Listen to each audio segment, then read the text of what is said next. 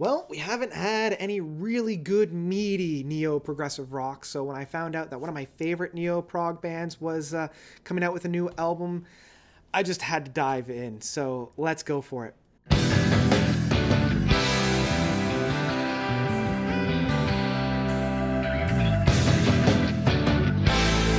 Homeless by Anubis, or Anubis, or however you want to pronounce it. I think it's Anubis. Anyways, Anubis is a neo-progressive rock band, and they're ones that I really enjoy. I really love their 2011 album, The Tower of Silence. That album just really surprised me. And I also really love their album, The Second Hand. Each of these albums have something really meaty and really special about them. Like, it's reminding me of like that meaty neo-prog where it's dark but it has really bright neon lights about it. There's always something on that album to make me want to come back for more. And Homeless kind of takes a little bit of a side step, unfortunately. The Second Hand reminded me a lot of, like, say, the Fish era of Marillion, where it's very bombastic, it's very driven. You've got like a lot of those throwbacks to the like traditional progressive rock tendencies. But then they came out with different stories a couple years after that, and it was like a stripped down version of the band, which I appreciated. I liked hearing different sides and different facets and seeing how different songs sounded when you strip away all the different polishes that they have on it. And Homeless kind of takes that same approach that I feel like a lot of bands do when they come into the mid-career, where they're slowing down a little bit. They don't have that same hunger or that same desperation to prove themselves. And I'm not necessarily saying that's what happened here. It's just I feel like when the wind has been taken out of their sails, that's kind of part of the reason for it.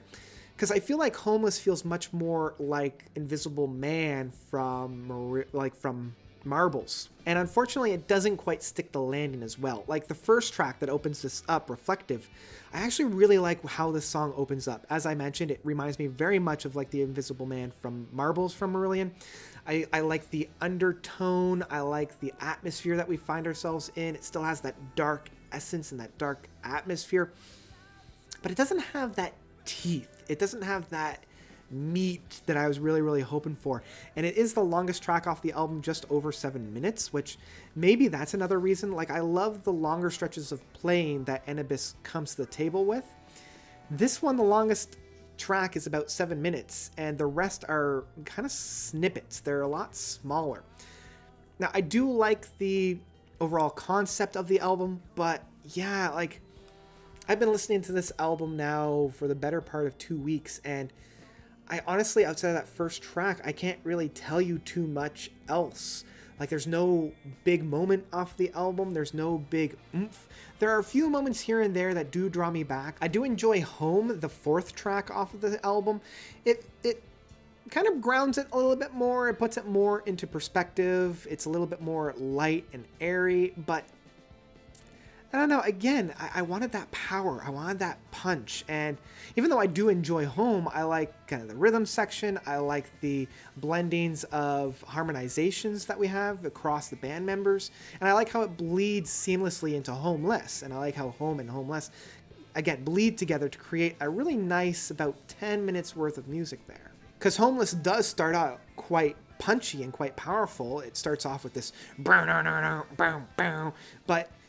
it never really kind of circles back to that. Like, there's a little bit of a punch and then a withdrawal. So it's a really strange kind of inner workings that we have on that. And I also feel like the album ends on a really downer note. And I know that's part of the concept, but Gone, the final track, it just feels more like a whimper. And I don't know, like some of those times where they're trying a little bit more punch, like The Tables Have Turned, it's a little bit more punchy, it's a little bit more go get 'em, but it doesn't really feel all that genuine. It doesn't feel all that earned. And I do enjoy the song that precedes that with Sirens. Well, there's a little bit more punch, there's a little bit more teeth, especially in the mid part where that lead singer's really belting it out, and the rhythm section's that driving force, but again, it feels like too little too late, especially coming into the second half of the album and even the later part of the second half.